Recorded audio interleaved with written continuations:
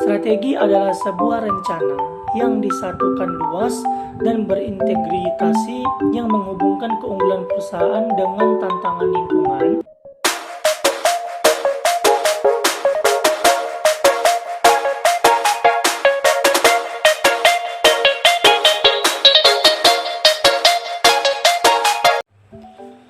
Assalamualaikum, Shalom, Om Swastiastu, Namo Buddhaya, salam kebajikan bagi kita semua. Perkenalkan, nama saya Nicholas Putra Ompusunggu dengan NIM 19101052, Prodi Administrasi Publik, Universitas Istisipol Raja Haji Tanjung Pinang. Pada kesempatan kali ini saya ingin menjelaskan materi tentang manajemen sektor publik MSSP, mata kuliah MSSP. Materi pertama yaitu makan strategi.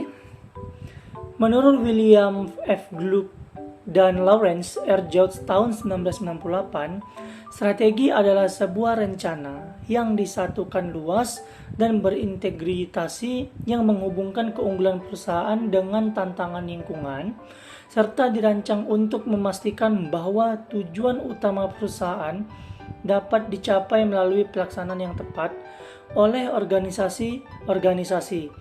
Sedangkan untuk definisi manajemen adalah suatu arus tindakan dan keputusan yang memimpin ke arah perencanaan dari suatu strategi efektif untuk membantu pencapaian sasaran hasil.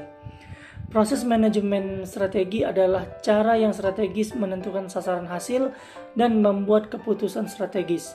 Manfaat dari adanya manajemen strategik sendiri antara lain sebagai berikut. 1. Memberi arah pencapaian tujuan organisasi. Yang kedua, mengantisipasi perubahan, membantu memikirkan kepentingan berbagai pihak. Yang ketiga, peningkatan keterlibatan berbagai pihak, menghindari tumpang tindih kegiatan dan meningkatkan efektivitas dan efisiensi. Selanjutnya itu ada di materi yang kedua. Nah, materi yang kedua itu analisis lingkungan internal. Lingkungan internal adalah lingkungan di mana organisasi dapat atau mampu mengendalikannya. Analisis lingkungan internal akan menghasilkan sejumlah informasi tentang kekuatan organisasional, yaitu apakah organisasi bekerja dengan baik. Ada beberapa faktor yang mempengaruhi faktor-faktor utama dalam analisis lingkungan, antara lain sebagai berikut. 1. Objektif atau sasaran. Yang kedua, style gaya kepemimpinan. Yang ketiga, struktur organisasi. Yang keempat, sistem skill keterampilan dan keahlian. Yang kelima, strategi. Dan selanjutnya tuh dia ada staff, aset nyata, aset tidak nyata, keuntungan, kepercayaan, budaya, nilai, analisis rantai nilai, dan analisis sumber daya kemampuan. Di materi yang ketiga kita akan membahas di analisis lingkungan eksternal. Tujuan utama dilakukan analisis lingkungan eksternal adalah untuk mengenal pasti peluang dan ancaman yang ada di luar organisasi. Definisi lingkungan. Lingkungan adalah suatu kekuatan, suatu kondisi, suatu keadaan, suatu peristiwa yang saling berhubungan di mana organisasi mempunyai satu atau tidak mempunyai kemampuan untuk mengendalikan lingkungan eksternal. Nah, suatu kekuatan atau suatu kondisi, suatu peristiwa yang saling berhubungan di mana organisasi tidak mempunyai kemampuan atau sedikit kemampuan untuk mengendalikan atau mempengaruhi berikut. Terdapat dua macamnya. Yang pertama itu ada lingkungan eksternal dan ada lingkungan internal. Yang pertama, lingkungan eksternal. Lingkungan eksternal makro. Lingkungan eksternal makro adalah lingkungan di mana organisasi tidak mempunyai kemampuan untuk mengendalikan atau mempengaruhi secara langsung. Kedua, lingkungan eksternal mikro. Lingkungan eksternal mikro di mana organisasi mempunyai sedikit kemampuan untuk mengendalikan atau mempengaruhi. Berikut dua contoh analisis. Yang pertama, ancaman pendatang baru. Pendatang baru biasanya membawa dan menambah kapasitas baru, keinginan mendapatkan bangsa pasar, dan juga sumber daya bantu berat ringannya. Ancaman pendatang baru tergantung pada hambatan masuk dan reaksi dari para pesaing yang telah ada, di mana pendatang baru akan memasuki suatu lingkungan tersebut. Yang kedua, analisis pesaing. Analisis pesaing memungkinkan suatu organisasi menilai apakah organisasi tersebut dapat bersaing dengan sukses di dalam suatu pasar yang memberikan peluang-peluang keuntungan. Selanjutnya kita masuk di materi 4, perencanaan strategik, visi dan misi. Visi dan misi digunakan agar dalam operasionalnya bergerak pada track yang diamanatkan oleh para stakeholder dan berharap mencapai kondisi yang diinginkan di masa yang akan datang. Visi menggambarkan tujuan atau kondisi di masa depan yang ingin dicapai, memberikan gambaran yang jelas di masa mendatang yang bisa dilihat oleh customer atau stakeholders. Suatu visi yang baik harus mempunyai 3 tujuan penting.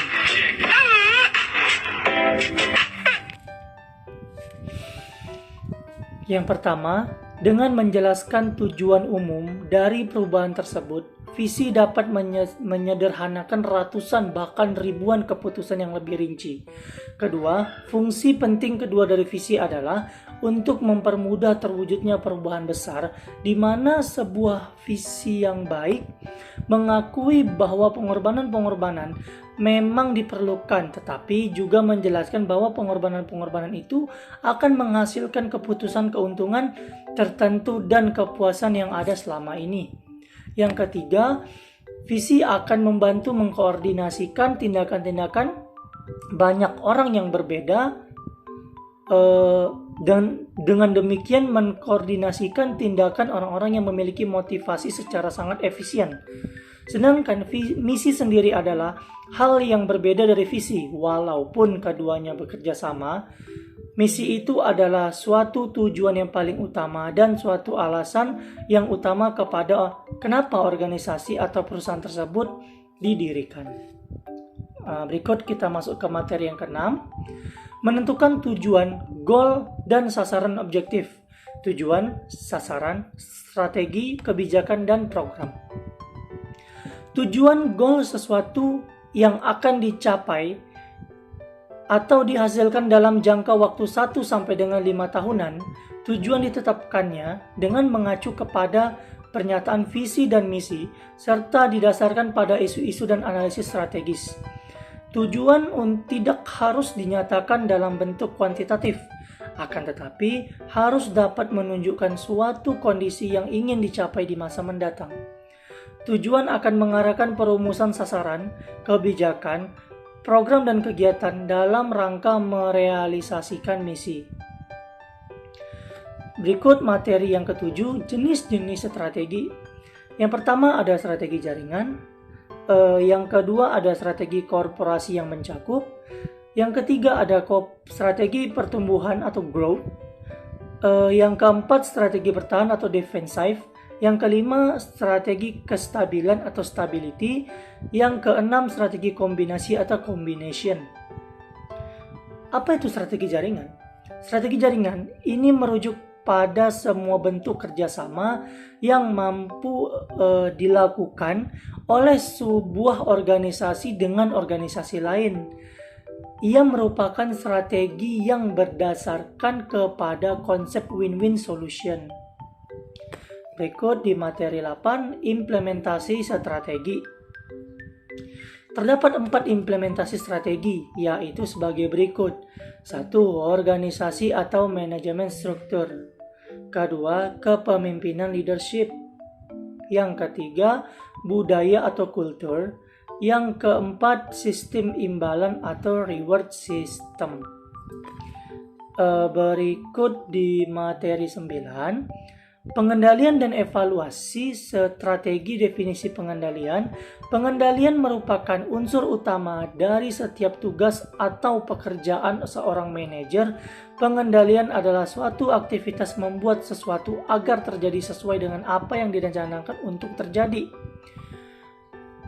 Dan tujuan pengendalian sendiri ialah dilakukan untuk memonitor serta mengevaluasi kemajuan terhadap usaha-usaha pencapaian sasaran organisasi atau untuk mengarahkan, memperbaiki proses strategi atau merubah rencana strategi yang lebih tepat agar sesuai dengan situasi, lingkungan, dan tujuan semula. Selanjutnya lagi, terdapat dua metode secara umum yang diterima dalam pengukuran kinerja. Organisasi yang digunakan sebagai dasar pengendalian strategik yaitu 1. Pengukuran kinerja keuangan, laba, margin laba, perjualan, pangsa pasar, pengembalian investasi, pengembalian modal sendiri, biaya-biaya rasio hutang dengan modal sendiri, pertumbuhan kekayaan, dan lain-lain. Yang kedua, pengukuran kinerja non-keuangan, produktivitas, kualitas, hubungan, personalia, umpan balik dari pelanggan, dan lain-lain. Kesalahan-kesalahan dalam proses manajemen strategik. Kesalahan yang berhubungan dengan penggunaan strategi itu dia ada yang pertama, ketidakmampuan berpikir secara strategi. Yang kedua, ketidaktepatan penggunaan pada tingkat manajemen. Yang ketiga, terlalu menekankan pada bentuk dan prosedur. Yang keempat, terpisah dari lingkungan. Yang kelima, cukup untuk mencapai waktu jangka pendek. Dan yang keenam, ketidaktepatan penggunaan perencanaan sumber daya. Berikut pengukuran kinerja organisasi. Terdapat dua metode yang secara umum diterima dalam pengukuran kinerja organisasi yang digunakan sebagai dasar pengendalian strategik, yaitu 1. Pengukuran kinerja keuangan, laba, margin laba, penjualan, pangsa pasar, pengendalian investasi, pengembalian modal sendiri, biaya rasio hutang dengan modal sendiri, pertumbuhan kekayaan, dan lain-lain. Yang kedua, pengukuran kinerja non-keuangan, yaitu produktivitas, kualitas, hubungan personalia, umpan balik dari pelanggan. Kesalahan-kesalahan dalam proses manajemen strategik. Yang pertama, ketidakmampuan berpikir secara strategik.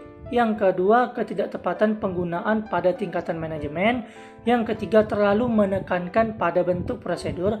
Keempat, terpisah dari lingkungan. Kelima, cukup untuk mencapai waktu yang cukup panjang. Keenam, ketidaktepatan penggunaan perencanaan. Nah, ketidakmampuan memprediksi perubahan yaitu pertama, inovasi produk atau jasa yang baru. Yang kedua, perubahan peraturan regulasi pemerintah. Yang ketiga, perubahan iklim. Yang keempat, kekurangan dan kelangkaan bahan baku. Yang kelima, perubahan preferensi selera konsumen. Dan yang keenam, kehadiran pesaing baru atau perubahan kemampuan bersaing.